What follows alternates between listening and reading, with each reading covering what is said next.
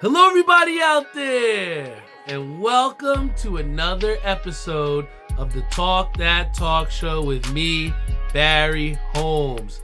And we are here for episode 266 of the Talk That Talk Show here on a hump day of a Wednesday. I appreciate everyone that tunes in, whether you're on Facebook Live, whether you're on YouTube, Spotify, Google Podcasts, Apple Podcasts, iHeartRadio, Stitcher. Whether you're tuned in live or afterwards, I appreciate every single one of you that tunes into this show because, as I looked over the past couple weeks from some of the last episodes, we've really gotten a great response from you guys out there, both with commenting on the videos, reaching out to me via DMs, with the views and also with the downloads. The numbers have been up recently in the past episodes, and I can only thank you all out there for tuning in. One of the coolest things, big shout out to my boy Matt Lewis, worked with him over at The Cloud, but it was so dope to have him have his kids subscribe to the YouTube channel and be like, they're tuned in, they want to be ready for another episode. So, to have the support of him, and he actually quoted me on the last episode when I said, when did the condiments become more than the burger, right? When we were talking about the All-Star Game feedback. So, it's dope to have people in your regular life that actually listen to the show and with things resonate with them. So, big shout out to my Uncle Mickey who's tuned in on our Facebook Live as well. But I appreciate the conversations of appreciation that I do have with people in reference to the Talk That Talk Show. So, we're just going to keep on pumping, guys, setting realistic expectations for ourselves, and at the same time holding ourselves accountable, having the people in my life that are asking for the next episode and, speaking and piquing my interest with certain questions that have been asked throughout the week. Those conversations are the basis for a lot of these episodes. And, I just appreciate, my support system out there that continues to push me forward in the right direction. And I'd be lying to you guys if I wasn't saying to you that I am one of the biggest, if not the biggest Knicks fan. I think my dad has something to say about that. But, we've experienced, quite the interesting season per se. I think that a lot of Knicks fans, if you thought going into the season we would have Karl Anthony Towns, I think a lot of you would be lying to say that you knew that was going to happen. I think for a lot of us, especially for myself, having to adjust to not seeing a Julius Randle offense and seeing a guy in the likes of Karl Anthony Towns leading the offense, I think it was an easy transition for us because we saw a lot of success earlier on in the season.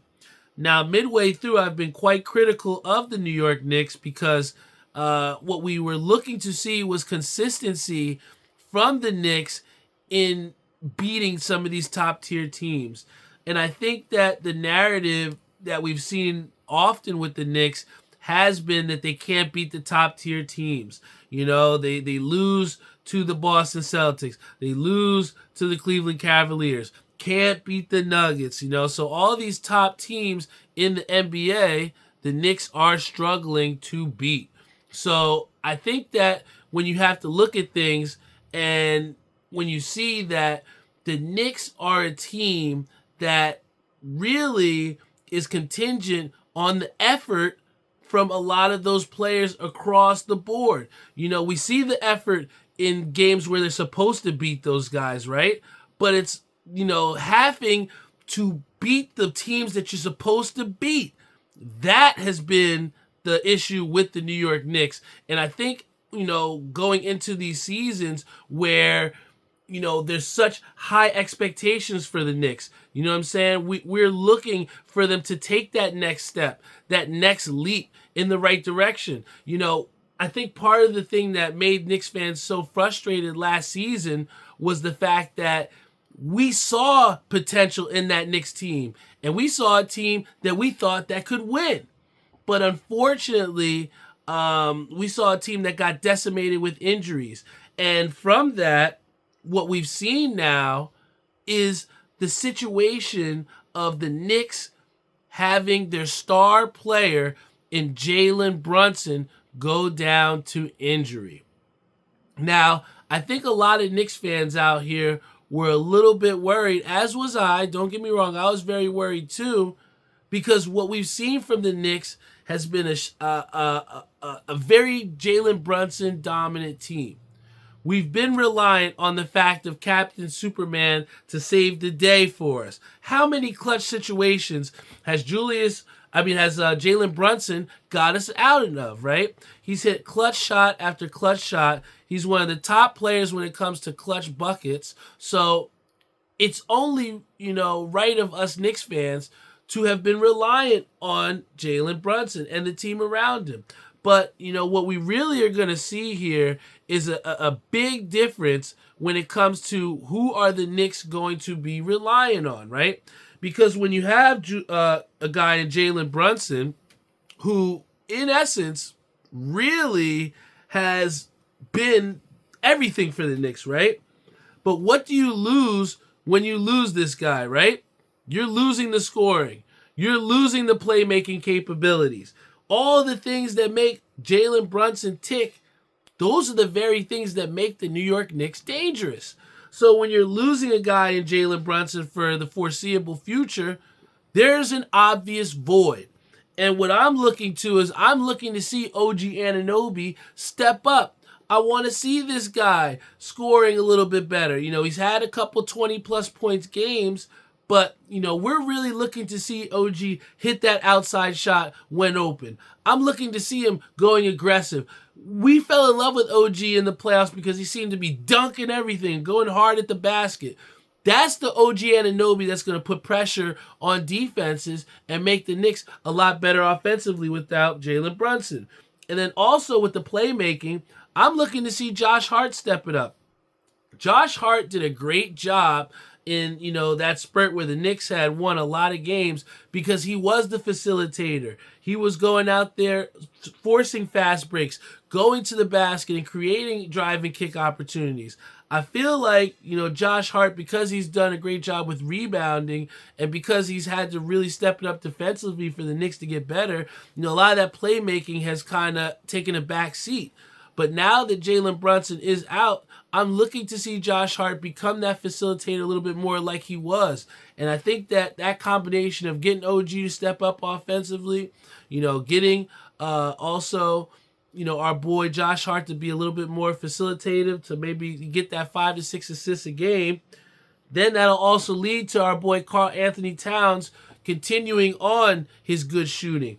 I think the last 2 games he had 3 3-pointers made, which is good because I know he had that finger injury that he was dealing with throughout the season. Never made excuses though, but we knew that his shooting was affected because of that.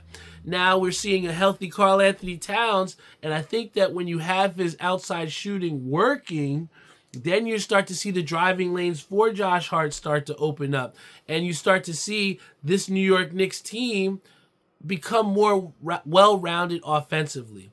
So with Jalen Brunson out, I'm really looking to those 3 players. I know Mikal Bridges is the glue guy, and he does get a lot of the slack for not being that 25-point-per-game scorer that we all know. But I think that's not what Mikal Bridges was brought to the Knicks to do. He's been brought to be that filler guy, to be that defensive stopper. And I think he's done a great job with that. But, when Jalen Brunson has went down in that LA game, the Knicks are 1-1 since then. They lost to the Clippers. They did get a chance to pick up a win against Sacramento. And then later tonight, they're going to play against the Blazers. I'm looking for the Knicks to really get a win here, even though they don't have Jalen Brunson. But I'm really looking to the role players and seeing what are they going to provide for the Knicks outside of even when Jalen Brunson does come back. I think a big thing for the Knicks has been the solidarity of everyone together for the common goal. Getting Mitchell Robinson back was huge for the Knicks. But, when it comes down to it, those role players are going to have to step up to make that void for what Jalen Brunson is lacking, because we can rely on OG, and we can rely on Karl Anthony Towns and Josh Hart to do those things that Jalen Brunson doesn't do, but they can't play 48 minutes a game, right? You're going to need, a guy in Miles McBride to step it up. I'm going to need a little bit more from Cameron Payne defensively. Those guards are really going to have to step it up in his absence. And, really, when it comes down to it, the Knicks are only as good as their last player. And the knock on the Knicks previously was that they were too Jalen Brunson dominant. Now, in his absence, we're really going to see what the Knicks are capable of without Jalen Brunson. Can we win anything without him? No, we can't win the chip. But what I'm looking for in this stretch without Jalen Brunson, does the confidence of the role players go up? Do we have enough beyond Jalen Brunson to make a serious run? And that is what we're going to find out very sooner than later. But, something that has really taken over the news waves and really what's been a big jump for the sports world has been the NFL free agency. Now, the thing about NFL free agency is I feel like it just happens so quick, man. And I think a crazy, but, a place where you really have to start is with the New York Giants, man. The New York Giants are an absolute mess. They're a joke. And I think the biggest reason why is no knock to Darius Slayton. The guy may be a very, very good wide receiver. But I just don't think the Giants are prioritizing the right things where you're unwilling to give Saquon Barkley, a generational talent, the same money that you then offered Darius Slayton. That's an extreme disservice to Saquon Barkley, and he justifiably went to the Philadelphia Eagles, and what did he do? He was the influential factor as far as them going to the Super Bowl and being the ultimate weapon, right? So when you give up the ultimate weapon and let him walk, and then you struggle to add offensive pieces to where your centerpiece signing is a re-sign of Darius Slayton, the New York Giants offensive, whatever attack, was lackluster last year. And that is to be fair and very nice. But in the offseason, you have to make changes. You have to put some people around Malik Neighbors so that they're not just keyed up on him and just having him in blanket coverage. You're going to have to add some weapons around him. And unfortunately, I don't think the signing of Darius Slayton is going to be just enough for the New York Giants to get better. And it's just so crazy that they're willing in the first couple weeks of free agency or early on before we're hitting the springtime, they're willing to give Darius Slayton the very exact money they were unwilling to give Saquon Barkley. But, I think the biggest thing also that isn't getting a lot of notoriety, that is a big thing that you don't really see free agents do too often, is you saw Patrick Mahomes and Chris Jones restructure their contract so that $44 million is brought back to the Kansas City Chiefs so they can get some cap space back. This is huge. And I think that in a time in free agency where everybody's talking about getting their money, making sure they're getting that top dollar for what they put down on the NFL season the year prior, I think the thing that's really been understated is the fact that you got two of the biggest names on the Chiefs on both sides of the ball giving up some money so that they can get better. So I don't think those are the actions of a team that's happy with what they've won and happy riding off into the sunset. I think that with the Chiefs not getting that three-peat, Patrick Mahomes had to take a real deep look at himself and say, how can we get better? I got to give some of this money up so we can get better. And that's the type of quarterback you want on your team. And especially because that then resonates with Chris Jones to where they both are restructuring together. Hey, I know there's a reason why the Chiefs are leading as far as winning the Super Bowl next year in the odds. And this is just one of the reasons why. Then when you look, one of the other signings that I saw is I got to look to the contenders on the AFC side of things, and I got to look at the Bills. And I look at what the Bills did, and they signed Joey Bosa to a 1-year, $12 million deal. What that tells me is that the Buffalo Bills are trying to win now. They see that their window with what they got, this is the time for them to try and win.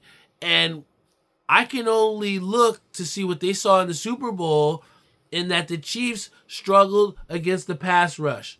So now the book is out, and you're going to start to see a lot of these teams beefing up on the pass rush so that they can try and attack Patrick Mahomes and really nullify everything special that he's able to do. So when I look at a Joey Bosa, who is signed by the Buffalo Bills, I see a team that is really investing to try and beat the Kansas City Chiefs. And on a 1-year deal, that's telling me that they are trying to win now. And is Joey Bosa still in his prime? He very well could be. Maybe the 49ers were wrong in not trying to re-sign the guy. But only time will tell. And this move tells me that the Buffalo Bills are all in to try and beat the Kansas City Chiefs to make it to a Super Bowl. Then, when I look at it, one of the biggest signings on the quarterback side of things is a quarterback who got a second chance and took advantage of the best opportunity that was given to him. Now, I say this because a guy in Sam Darnold came in and wasn't even supposed to be the starting quarterback in Minnesota. However, when J.J. McCarthy went down and had to get those surgeries on the knee, my boy Sam stepped in, and they didn't give a damn whether he didn't do anything on the Jets or if he had all these other problems other places or whatever he did in Tampa. But Sam Darnold took advantage of a situation that was presented to him in Minnesota. And had he faltered and had he not made the most of it, he might not be getting the payday that he just got. My man went from a scrapped quarterback, a forgotten guy, someone who was cast off, to someone who's making $110.5 million. That, my friends, is the example of what happens when you stay ready so you don't have to get ready. Sam Darnold definitely did his thing. However, what I'm saying is this. His contract represents what Daniel Jones hopes to get out of the Indianapolis Colts with his signing. My boy Daniel Jones had a rough go in New York. He went from being the savior, Danny Dimes, taking him to the playoffs, to being cast off as being not even worth a roster spot. But the Indianapolis Colts believe differently. And with them giving him a contract of a 1-year deal, I think they have serious doubts as far as Anthony Richardson being able to play a full season. Since Anthony Richardson has been in the league, it seems like this guy is constantly injured. So I can see why they want to give a Daniel. You don't really see backup quarterbacks getting $10 million. So what that tells me is that Indianapolis still thinks that Daniel Jones got a lot left in the tank. Enough to where they're willing to invest $10 million plus in 1 year to play with the Colts. Daniel Jones has a golden opportunity to potentially do what a Sam Darnold did. And if he is able to revitalize his career, let's just say he helps the Colts make the playoffs, right? He could be looking at a $110 million payday because that's what Sam Darnold got. These guys that come into these situations, you got to think they're being strategic as far as, do I think I can beat this guy in a battle, in a depth chart battle? I think that Daniel Jones signed this contract thinking that he is light years better than Anthony Richardson. And only time will tell. But I just think that this free agency, it also is representative of the fact that we're all getting older. All of our favorite players, or all of our players seem to be shipping around teams. I mean, DeAndre Hopkins was the crown jewel of wide receivers, and he's going to be on his third or fourth team in 2 years. It's going to be really weird seeing him in that Ravens uniform in a super run-heavy Baltimore Ravens team. But again, we got to look at the competition of the Chiefs, and you got to figure, okay, they got Derrick Henry. Cool, that's going to help them out. Okay, now they got DeAndre Hopkins. Cool, that should help out Isaiah Likely. That should help out Mark Andrews. That should help out Zay Flowers, right? So you look at an offense that got better in the Ravens. It's gonna be a big time, and I think that a lot of teams are not done with some of the moves that they're making, but the NFL free agency has been worth noting, and definitely something we got to keep our eyes on. But a lot of people have been asking me, they want to know about what happened at Nationals. Guys, Nationals, if you're a bowler, or even if you're not a bowler, Nationals was a great experience. And I think that, in the larger scale of things, even though I didn't necessarily get the results that I wanted, I think one of the biggest things that we have to take away is the fact that you need to challenge yourself. Strike Tyson said something before. It's like either you win or you learn. And I think that for me, I definitely learned that there's a lot to still learn within my game, even though I've been bowling some of the best that I have in my life, right? So that was definitely a very great, humbling lesson that I needed, because I did put up a couple 200 games, but I did not bowl my best. I left a lot of cheese on the table, left a lot of spares, missed a lot of spares that I don't normally miss. But I also got to see my sister, bowl really well. I got to see my brother, his confidence go well. I got to see TK put together 2 really great games on the sports shot. I got to see my boy Ish, who has never bowled in the Nationals ever, bowl considerably well for his first time. No under 100 games. This, for me, the enjoyment came out of what everyone else was able to accomplish, and me simply just being a part of that. I think us on a short turnaround being able to get a group of 10 together where we had a whole different group. We had people bail on us. Love those guys to get to death, but we had about 3 people bail on us. And then when we finally were able to rectify and get a solid 10 down, the rest was history, man. And I think that moving forward, we have a great group of people that we went to Nationals with, to where our group wants to stay together till we can't no more. That was the most fun that I ever had going to Nationals in these 4 years. I definitely loved going to Louisiana in the springtime as opposed to in the summertime. And, Mardi Gras was a great event for us. I got to go there and get some beads. I really just enjoyed the openness of everyone on Bourbon Street in Louisiana. I didn't think I really saw an argument at all. Everyone was just so happy to be around each other. And for me, I just really enjoyed how everyone was okay just being themselves, I just really enjoyed some of the seafood that we were able to have, a lot of memories with our new group. And I think that moving forward, I definitely want to attend Mardi Gras again.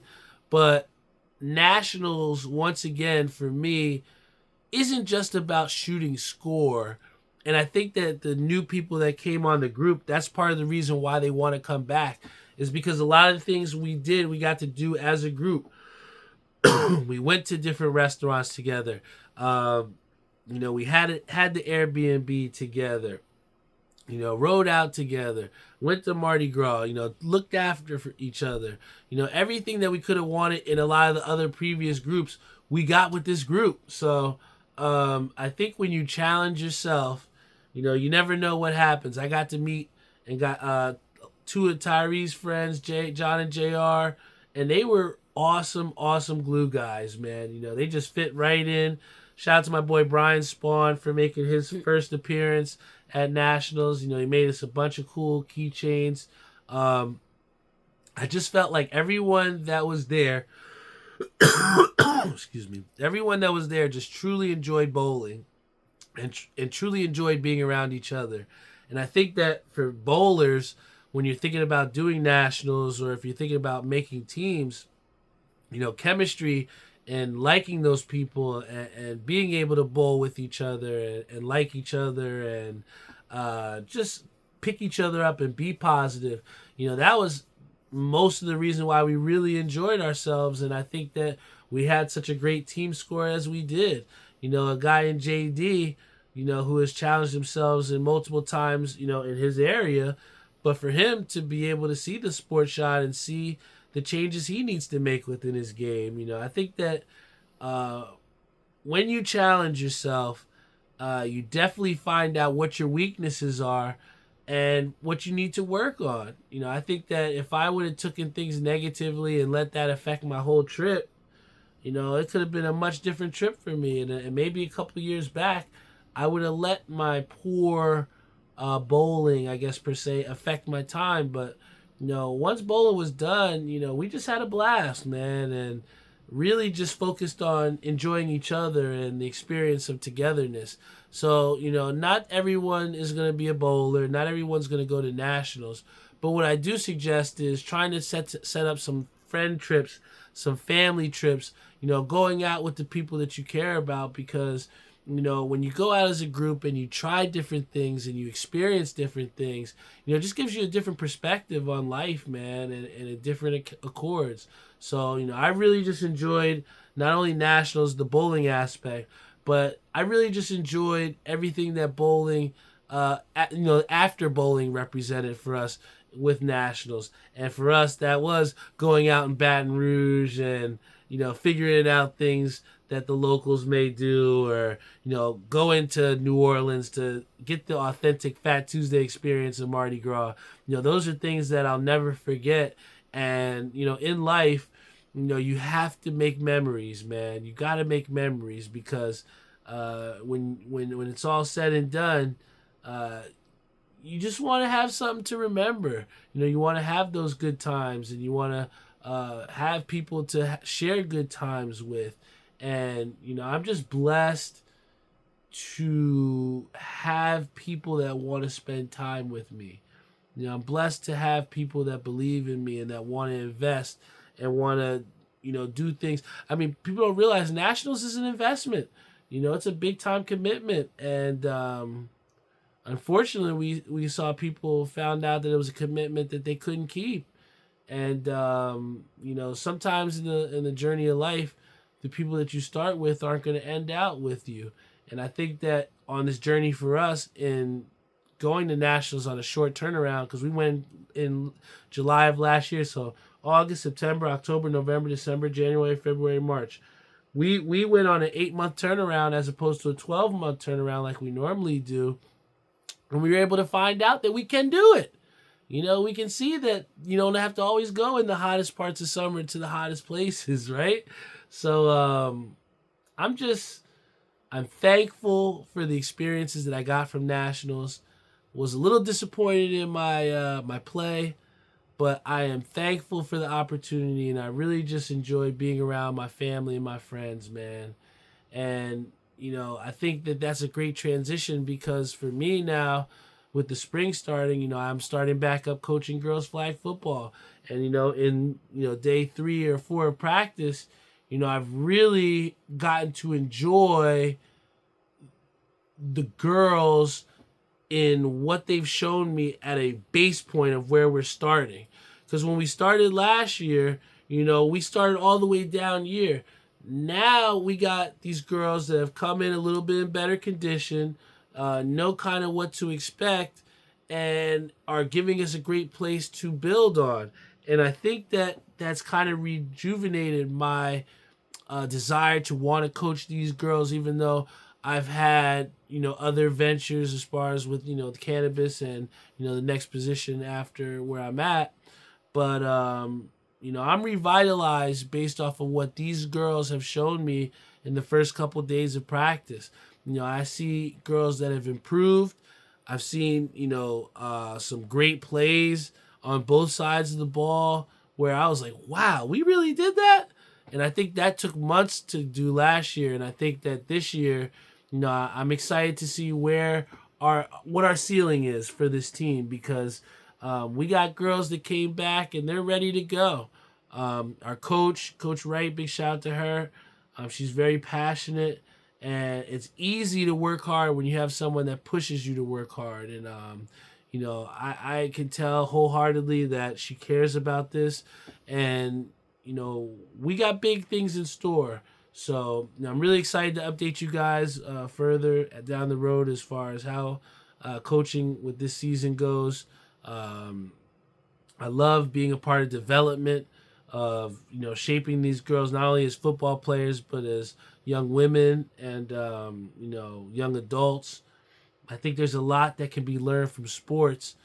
Obviously, why I have a podcast, this podcast, and how I'm able to just express myself and the things that I feel.